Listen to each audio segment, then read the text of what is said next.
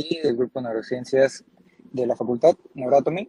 Les damos la bienvenida a todos el día de hoy a la ponencia de esta semana. Ya estamos por concluir. El día de hoy nos hace acto de presencia Setsangari Patricia Mendoza Moreno, alumna del tercer año de la sección 15, que tiene como antecedente haber sido instructora de Ciberhospital de los módulos de simulación clínica y urgencias. El día de hoy nos estará presentando el tema de evento vascular cerebral isquémico. Entonces, espero que les guste y sea de agrado de todos. De nuevo, muchas gracias a todos por la asistencia el día de hoy y Setsangari, cuando quieras comenzar.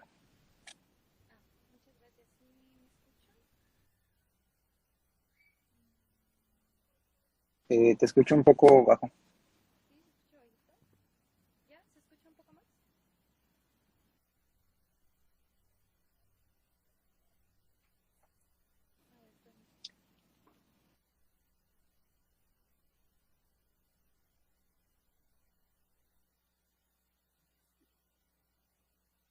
Listo, ¿ya se escucha mejor? Yo te sigo escuchando un poco bajo, no sé lo demás. Ok.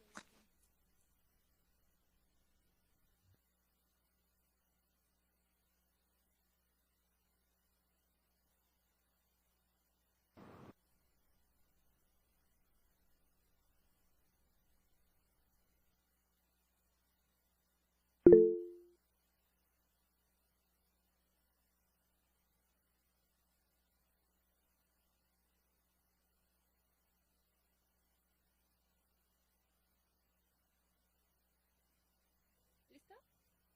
¿Sí me escucha bien? ¿Ya se escucha mejor? Creo que un poco. Eh, ¿Puedes ir compartiendo pantalla, por favor?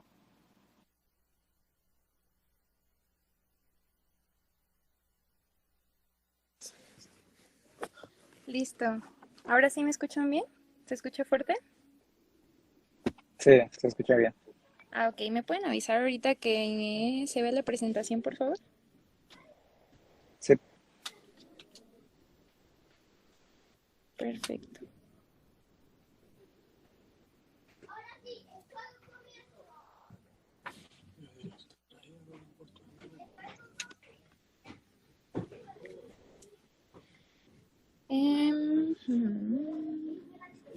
Muy bien. ¿Ya se ve la presentación? Sí, ya se ve. Ah, bueno, pues muy buenas tardes. Muchas gracias por la introducción. Me presento de igual manera. El día de hoy vamos a hablar de lo que es EBC isquémico o evento cerebrovascular isquémico. Como hemos escuchado anteriormente, pues este tiene algunos sinónimos. También lo podemos conocer como enfermedad cerebral vascular, también como accidente cerebrovascular y otras definiciones. Bueno, pues mi nombre, como ya bien lo dijo, es Etzanger y Patricia Mendoza Moreno y el día de hoy pues vamos a comenzar con este tema. Para comenzar, pues vamos a hacer lo que es como un recuerdo anatómico, porque pues al hablar de evento cerebrovascular, pues es algo más complejo que nada más hablar de una sola estructura. Entonces vamos a comenzar con la anatomía vascular cerebral. Para comenzar es importante recordar lo que es la arteria aorta, que es de nuestras, pues la arteria principal y donde salen todas las ramificaciones. Como ya sabemos, pues esta consta de tres porciones principales, que es la aorta ascendente, el callado y la aorta descendente. La que nos concierne ahorita va a ser el callado de la aorta, donde vamos a hablar de sus ramas principales, que van a dar las ramas de la vasculatura cerebral. Comenzando con el lado derecho, tenemos lo que es el tronco brachiocefálico, que nos va a dar lo que es la carótida primitiva o carótida común, y también nos va a dar la subclavia derecha. Posteriormente tenemos otras dos de sus ramas, que estas van a ser independientes del lado izquierdo, pues que tenemos lo que es la carótida primitiva izquierda y la subclavia izquierda. Recordando esto, pues ahora sí, continuando con el trayecto de la carótida común, que es de las que les voy a mencionar primero. Como podemos ver, aquí tenemos la carótida común. Conforme va ascendiendo hacia lo que es el cuello y la parte de la cabeza, vamos a ver que esta se divide en carótida externa y carótida interna. Como podemos ver aquí, la carótida externa es esta y la carótida interna es esta. La carótida interna es de las que nos va a dar la irrigación principal o más importante de lo que es pues el encéfalo. Esta nos va a dar sus respectivas ramas y se va a incorporar a lo que es el polígono de Willis, que ahorita voy a ahondar un poquito más de lo que es las ramas de la arteria carótida, porque la vamos a considerar, como ya les dije, muy importante para lo que es la irrigación del encéfalo, pero por ahora lo importante es saber eso, ¿no? Entonces tenemos el polígono de Willis. Como ya sabemos, pues el polígono de Willis va a estar conformado por lo que son las arterias cerebral anterior, que podemos verla por aquí. Tenemos la arteria cerebral media, que también vemos por aquí, la arteria cerebral posterior, y también tenemos la arteria cerebral basilar y la comunicante anterior. Entonces, ya que sabemos también cómo está constituido el polígono de Willis, pues podemos pasar ahora sí a mencionar lo que es, se me olvidaba, también dentro de la circulación cerebral es muy importante recordar las arterias vertebrales que podemos ver aquí, que estas también, sí, aquí las podemos ver, la arteria vertebral y la arteria basilar. Ahorita va a quedar un poquito más claro. Continuando, es importante saber que la circulación cerebral la vamos a dividir en anterior y en posterior, donde la circulación anterior, su origen va a ser la carótida interna, como ya les mencionaba. Sus ramas principales van a ser las oftálmicas, la comunicante posterior, la coroide anterior, la cerebral anterior y la cerebral media, que como ya les mencioné, la comunicante posterior, la anterior y la media van a formar parte de lo que es el polígono de Willis. Realmente no encontré como un gráfico que mostrara así como, bueno, como yo quería básicamente las ramas, pero ahorita les va a ir quedando más claro con otras imágenes que traigo. Lo importante de aquí, de la circulación anterior, es que da la irrigación principal a lo que es el encéfalo, o gran parte de y estas son las más importantes y las que tienen más significancia clínica. Posteriormente tenemos lo que es la circulación posterior. Esta está originada en las arterias vertebrales y la arteria basilar.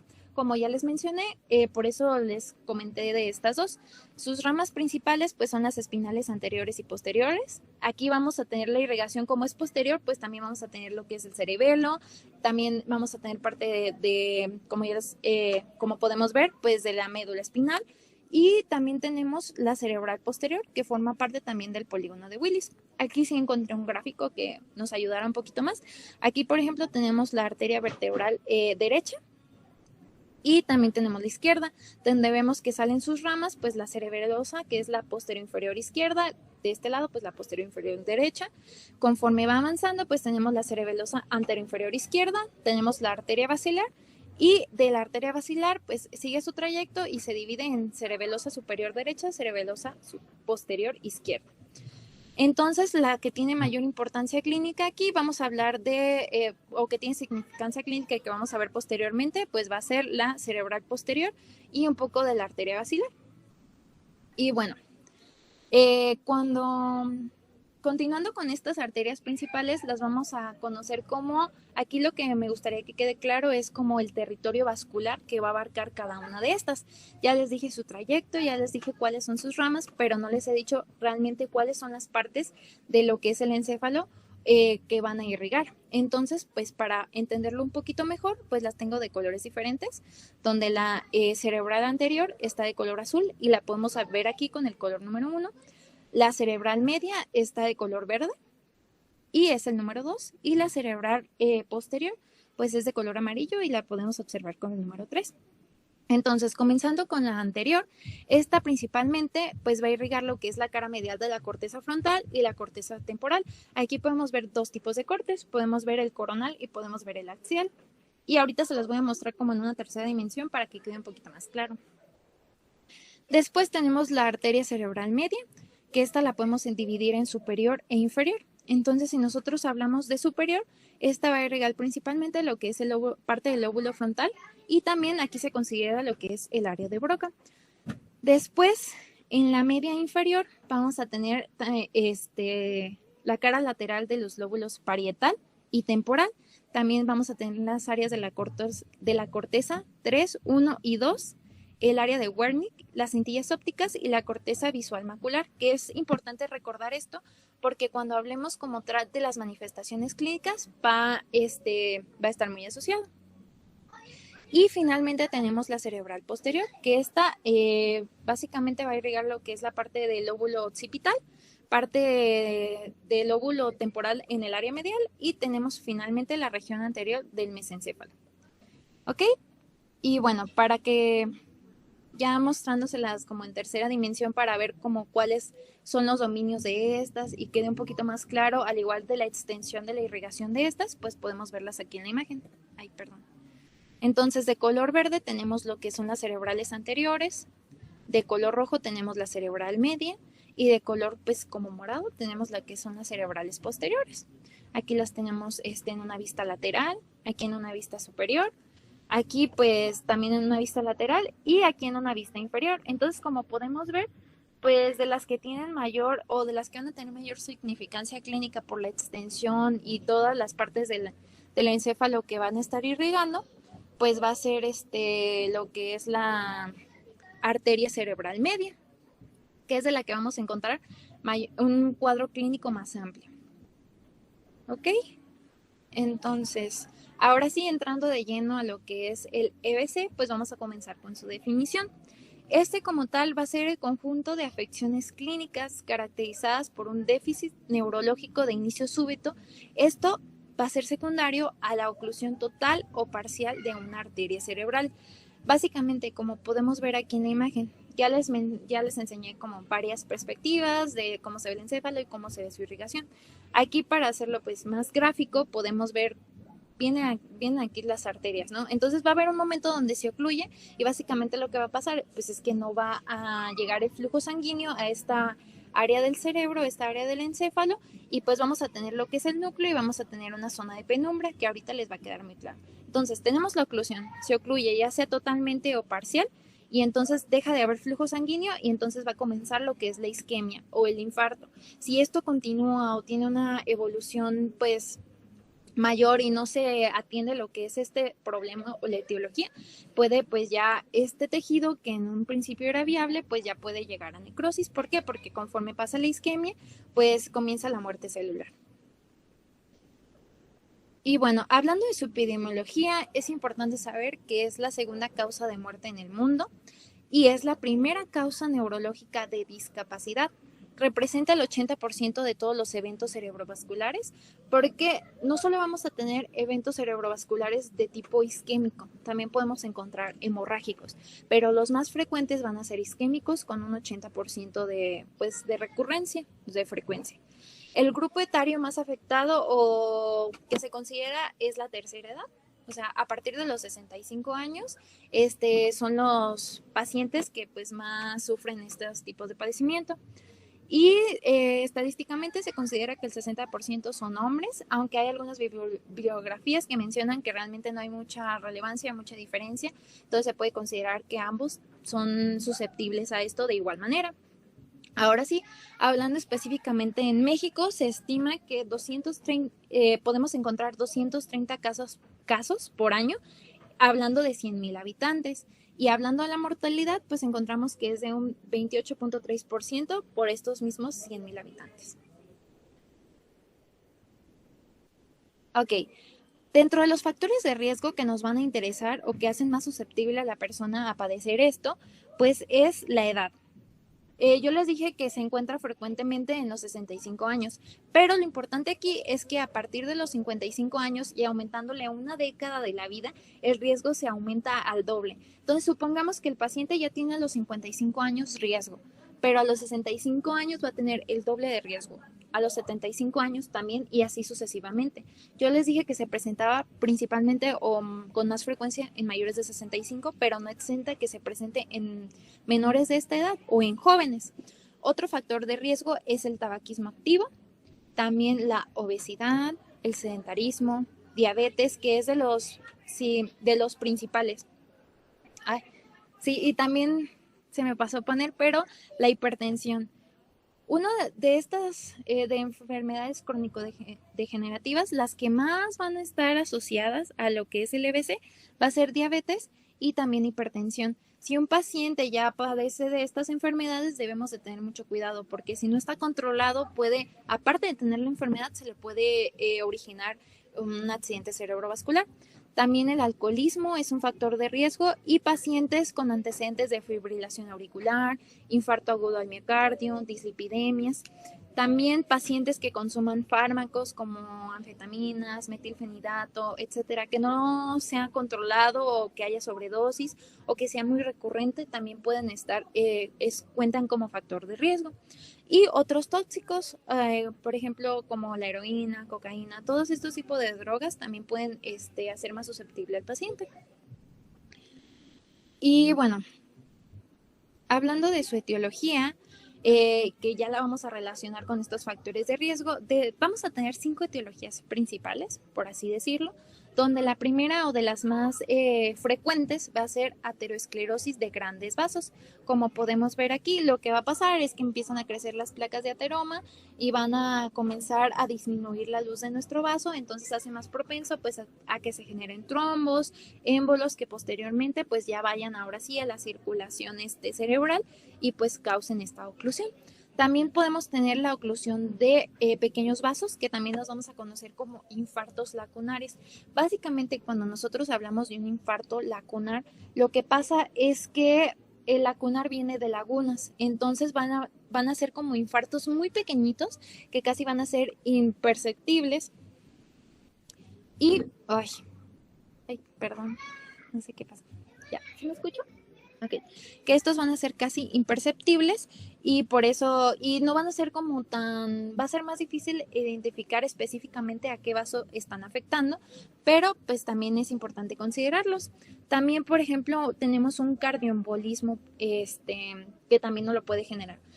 Cualquier enfermedad que esté afectando el corazón y que provoque una éstasis, por ejemplo, les mencionaba cuando hay una fibrilación, un infarto y todo eso, que provoque una éstasis en el corazón o haya una alteración en el flujo sanguíneo, pues nos puede provocar, básicamente nos provoca un émbolo, se va a la circulación cerebral y pues también nos provoca una oclusión. También tenemos causas inhabituales, por ejemplo, enfermedades autoinmunes, enfermedades hematológicas. De las autoinmunes se menciona mucho lo que es el síndrome de antifosfolípidos, que ya también hemos visto. También en pacientes con lupus, en pacientes con algún tipo de anemia, trombocitopenia. Todas estas enfermedades también pueden llegar a ocasionar un accidente cerebrovascular, pero son menos frecuentes. Y finalmente hay cierto porcentaje, me parece que como un 20% de los accidentes cerebrovasculares se van a considerar de causa desconocida. No se va a encontrar como tal qué los está originando. Y bueno, hablando de su fisiopatología, como ya les dije,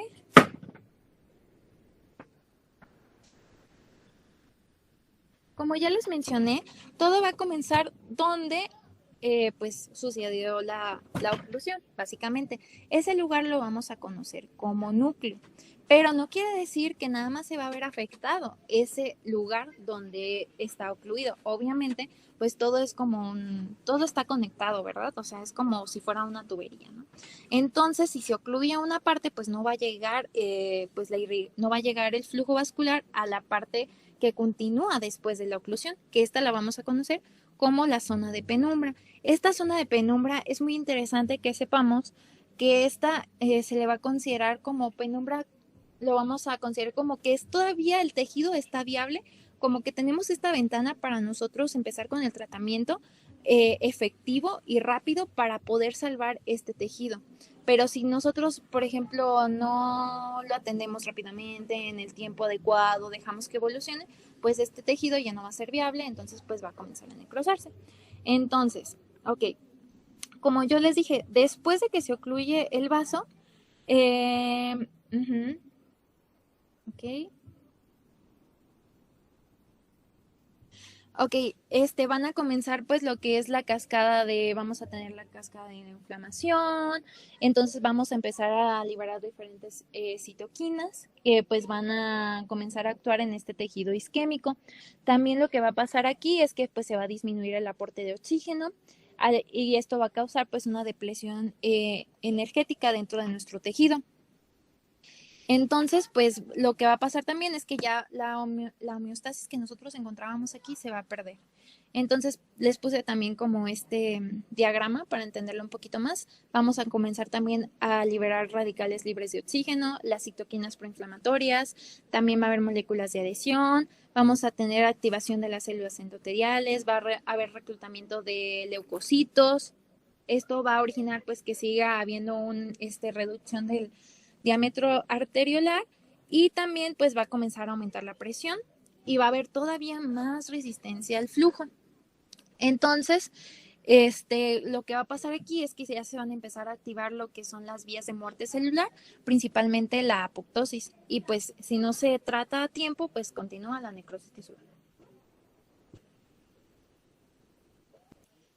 Y bueno, dentro de la clasificación, para ahora sí ya pasar como de lleno a lo que es el cuadro clínico, nosotros no podemos decir como de, ay, no, nada más voy a mencionar como estamos hablando de un sistema muy amplio, como estamos hablando de literal de la irrigación del cerebro, pues no vamos a poder definirla con un solo cuadro clínico, sino que respectivamente, ya sea por ejemplo, depende de cuál sea la arteria afectada, pues vamos a tener un cuadro clínico diferente.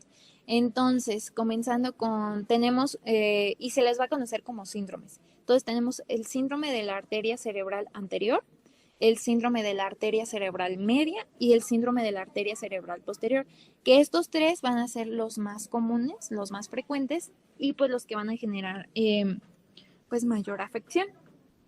También tenemos el síndrome de la arteria basilar y síndromes lacunares clásicos, como ya les mencionaba, por eso les hacía énfasis en que era un infarto lacunar, porque vamos a tener ciertos síndromes que son pues clásicos. Entonces aquí podemos ver de nuevo la arteria basilar, la arteria carótida interna, la comunicante, la cerebral, posterior, anterior y la media. Y bueno, comenzando con la arteria cerebral anterior, recordando que esta también forma parte de, pues literal, de la circulación anterior, pues ya les había dicho, ¿no? Y irriga la corteza frontal y la temporal. Si nosotros vemos una afección en esta arteria o que el flujo sanguíneo empieza a faltar, pues vamos a tener una paresia o plegia pleural contralateral del lado afectado. Por ejemplo, si es del lado derecho, pues la vamos a encontrar del lado izquierdo. Vamos a tener acinesia o hipocinesia del miembro superior, apraxia idiomotora, también tenemos hipoestesia crural, incontinencia esfinteriana y también puede haber como algunos ciertos cambios de personalidad. Por ejemplo, la persona puede estar más irritada, puede encontrarse más rígida, como tal no va a tener, o sea, no se va a encontrar pues normal, por así decirlo. Luego tenemos la arteria cerebral media, que como ya les mencioné, pues la podemos dividir en superior e inferior y respectivamente perdón. Ok, dependiendo de cuál sea afectada, si la superior o la inferior, pues entonces vamos a tener un cuadro clínico diferente, al igual si es en el hemisferio izquierdo y en el hemisferio derecho. Si estamos hablando de que se afectó la media superior, pues podemos encontrar una hemiparesia y déficit sensorial contralateral, pero se va a respetar lo que es la pierna. Y también podemos encontrar una fascia de Broca, que básicamente sí tenemos esta comprensión de las palabras, pero no vamos a poder como hablarlas o gesticularlas, pues. Bueno, después tenemos de la cerebral media inferior, que aquí va a haber un déficit sensorial contralateral que afecta cara, mano, brazo, también una fascia de Wernicke. Ahora sí, o sea, sí podemos como mencionar las palabras, pero la comprensión no va a estar, como tal, el paciente pues no la va a tener o va a estar afectada, dependiendo de si es completa, si es incompleta y cuánto tiempo ha pasado pues que del accidente cerebrovascular. También vamos a encontrar una hemianopsia homónima contralateral. Igual ahorita les puse una imagen en la siguiente diapo para que eso también quede claro.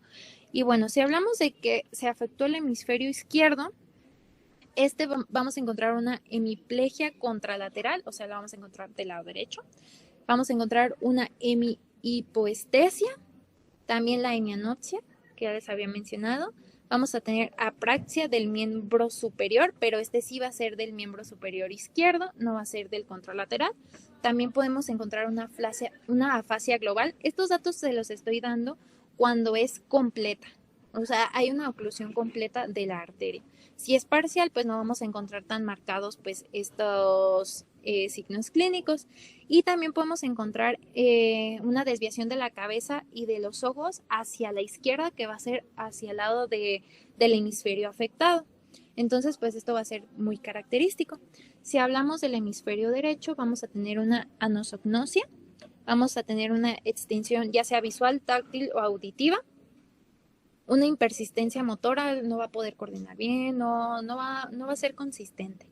Una apraxia constructiva, que se le conoce también del vestido, amusia y indiferencia emocional. El paciente no va a como expresar sus emociones, no va a tener como ganas de hacer las cosas, se va a considerar como si el paciente estuviera incluso deprimido.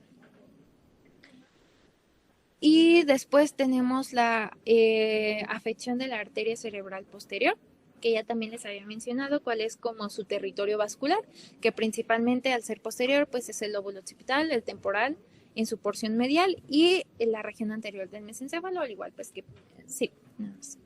Aquí vamos a encontrar respectivamente si es izquierda o es derecha, pues va a cambiar el cuadro clínico. El que les puse aquí es como inespecífico, pero podemos encontrar una hemianopsia homónima contralateral, agnosias visuales, con afasia agnósica, prosognósica, alexia sin grafía, ceguera cortical cuando es bilateral. Cuando es en ambos lados, literal va a haber una ceguera. El paciente ya no va a ver nada.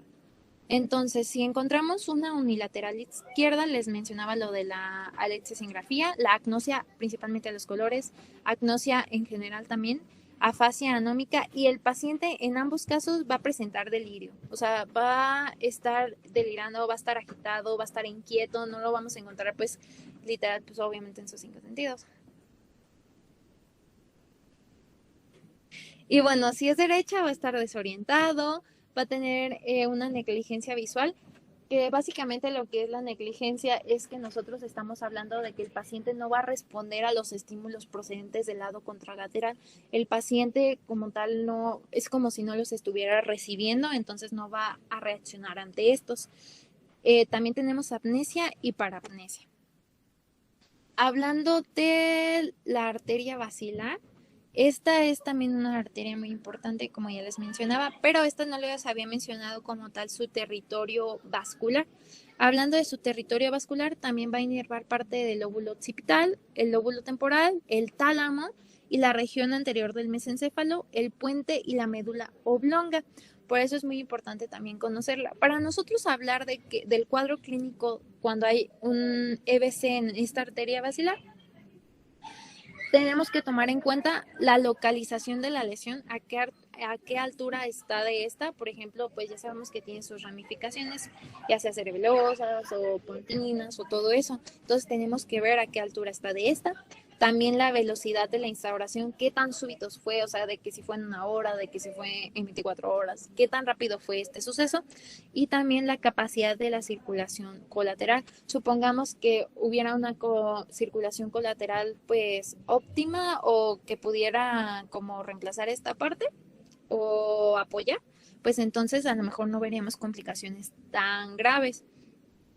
Pero si nosotros ya estamos hablando de que ya conocemos todo esto, hablando así de todas maneras, pues un poco inespecíficamente, pues, el paciente puede, si la afección, por ejemplo, es principalmente en el área del bulbo, supongamos, podemos encontrar coma, muerte de forma rápida, que eso es como que más nos va a llamar, pues literal, el paciente ya se nos murió, ¿no? Entonces, pues es bastante importante saber identificar cuando estamos hablando de esta, porque no tenemos mucho tiempo para poder ayudar al paciente. Entonces podemos encontrar aquí lo que es el síndrome de enclaustramiento, que básicamente el paciente ya va a estar tetrapléjico, o sea, sus extremidades, ambas extremidades superiores, ambas extremidades inferiores van a verse afectadas, entonces no va a tener como movilidad en estas. Va a estar consciente y va a conservar los movimientos verticales oculares, perdón, ahí me faltó oculares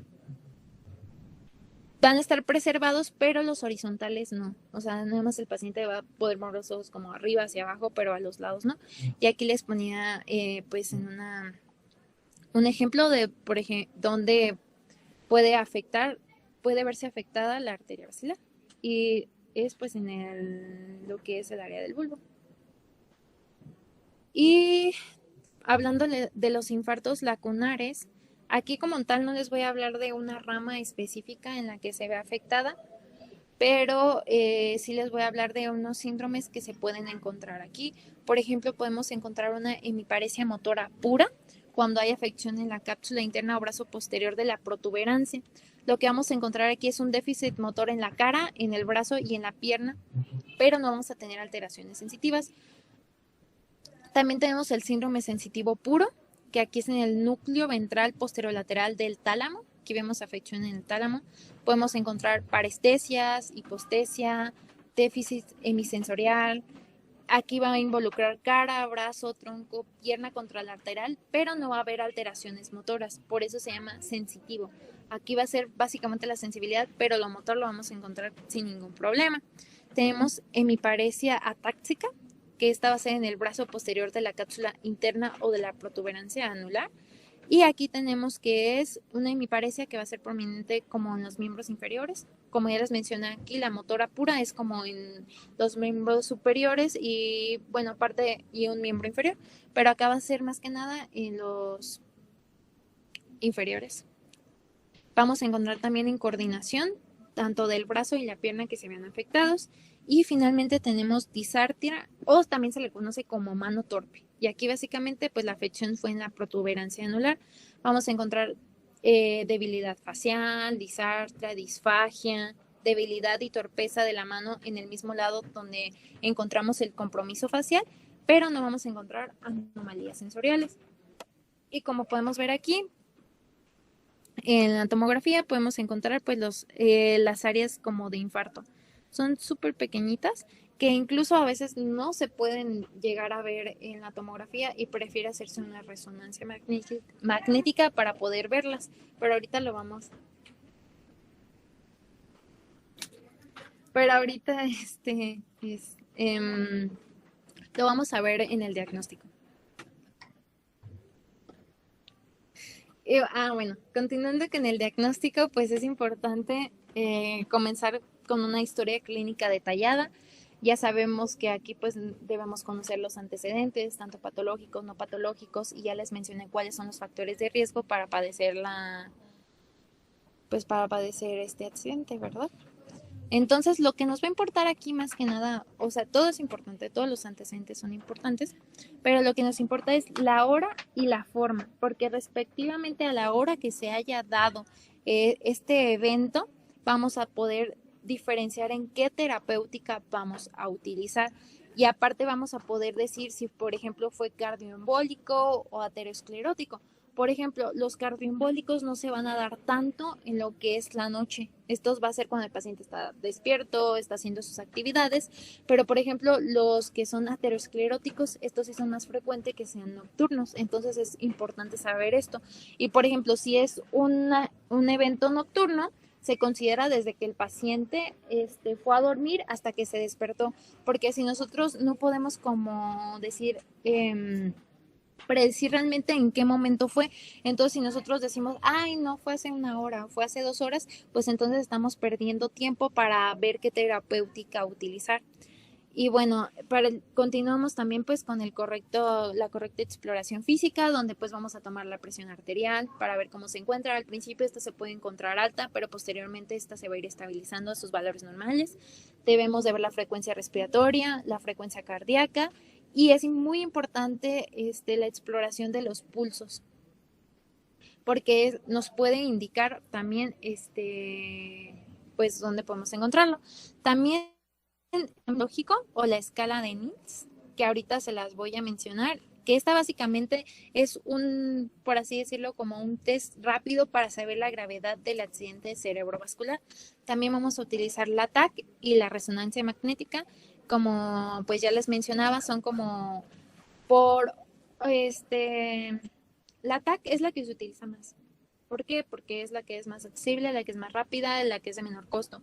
Pero como también ya les mencionaba, va a haber algunos infartos que son más diminutos, que pues no se van a ver como tal en la entonces se necesita la resonancia magnética.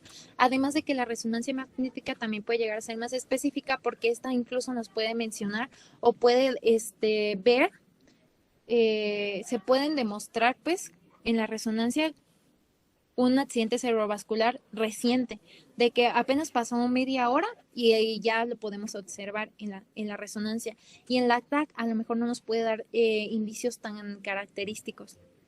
Y bueno, también tenemos algunos estudios pues un poco más específicos como la resonancia por difusión-perfusión y también la TAC por perfusión. También tenemos la TAC por emisión de positrones, que aquí básicamente los que nos permite conocer pues es cómo se encuentra metabólicamente el tejido.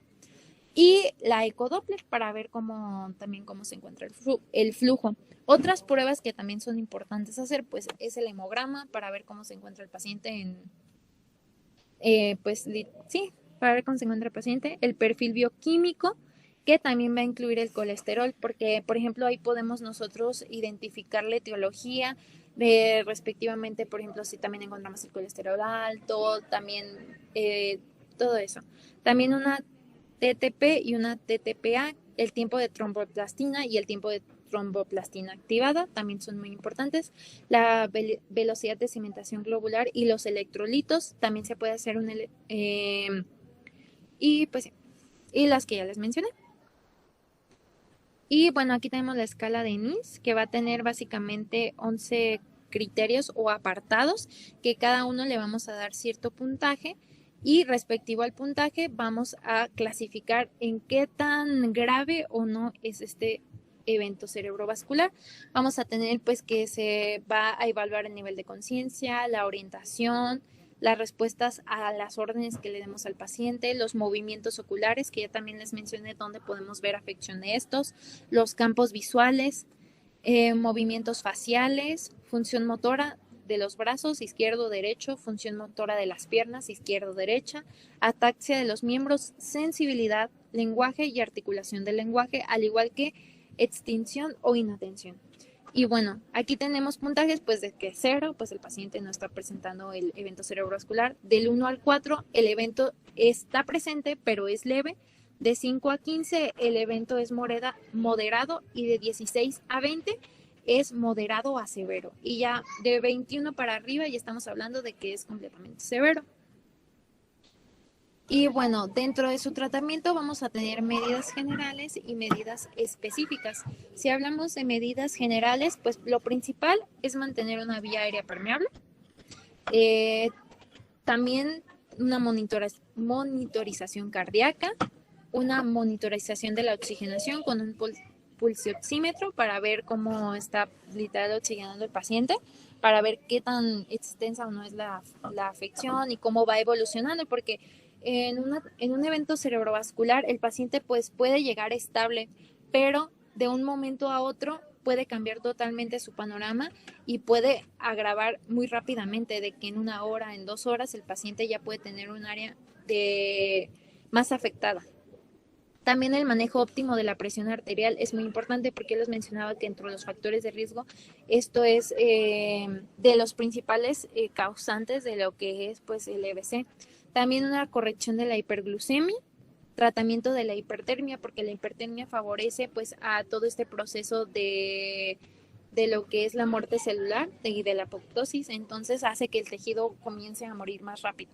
También es muy importante que cuando ya el paciente se encuentre estable, haya una rehabilitación y movilización temprana. Cabe destacar que esta rehabilitación y movilización no va a ser en el primer día, sino al segundo día y días consecutivos, pero el paciente no debe de permanecer en cama todo el tiempo para ver cómo ha estado evolucionando y cómo va mejorando, porque pues como ya vimos va a haber hemiparesias, va a haber hemiplegias, tetraplegias, entonces es importante ver la evolución de esto.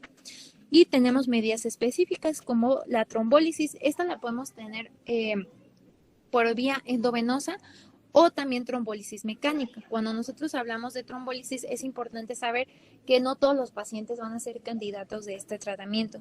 Solo pacientes que hayan, que su evento tenga una duración menor a 4 horas y media, porque ya después puede haber complicaciones hemorrágicas, ya el tejido ya no es tan viable, entonces ya no son candidatos a estas.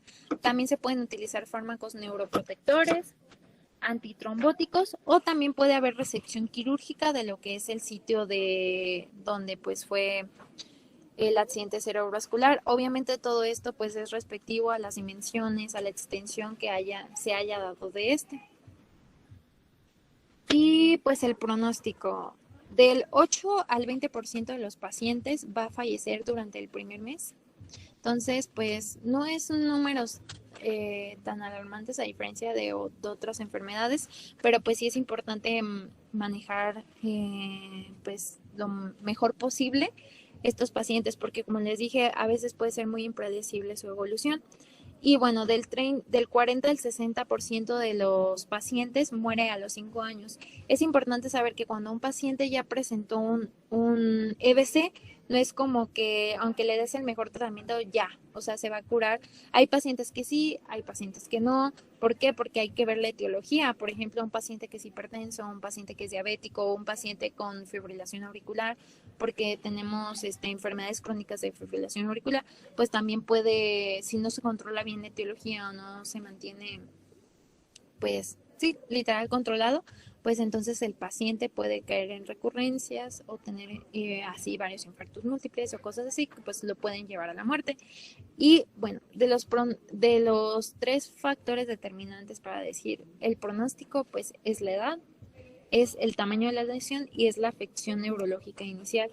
No es lo mismo que le dé a un paciente joven que a un adulto mayor, no es lo mismo que nada más sea 1/3 o 2/3 de la zona que irriga, por ejemplo, la arteria media, o también no es lo mismo que por ejemplo, se presentó el EBC y a la hora el paciente ya tiene una hemiparesia completa, o por ejemplo, si hablamos de la arteria basilar, tiene una tetraplegia súbita, pues eso es menor, es un pronóstico pues no tan bueno.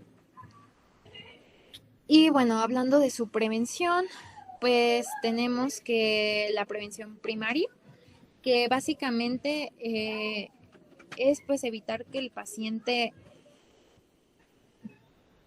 que no tiene a lo mejor una enfermedad previa pues caiga en esta y posteriormente caiga en la NBC. Entonces, pues se puede comenzar, por ejemplo, con una reducción de las cifras del colesterol por medio de la alimentación, que se disminuya el consumo de grasas y pues se preste más atención a esa parte. También, por ejemplo, un tratamiento antihipertensivo en pacientes que ya son hipertensos, porque obviamente un paciente que no presenta hipertensión, que no tiene ninguna complicación de esa no tiene esa enfermedad, pues no es necesario que se le den este tratamiento.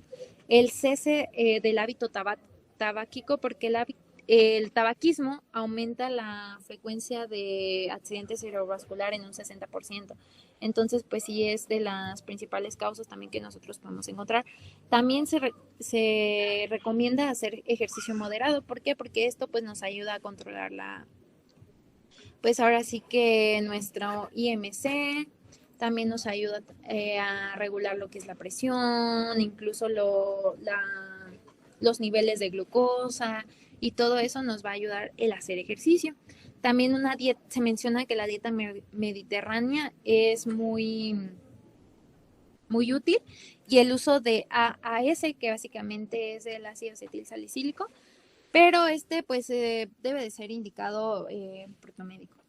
Y anticoagulantes orales también a pacientes que ya presentan alguna enfermedad que esté relacionada con esto. Y pues ya, también. Pues gracias por su atención.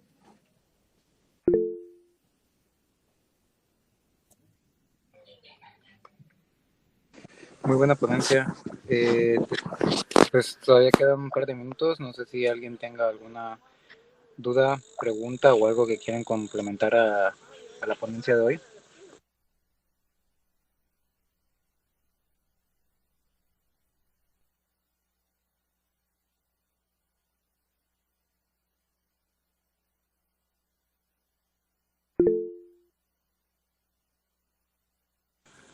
Pues bueno, si no hay nada más que agregar, concluiríamos de esta forma la ponencia del día de hoy. Muchas gracias, y pues nos estaríamos viendo el día de mañana con el siguiente tema. Que pasemos.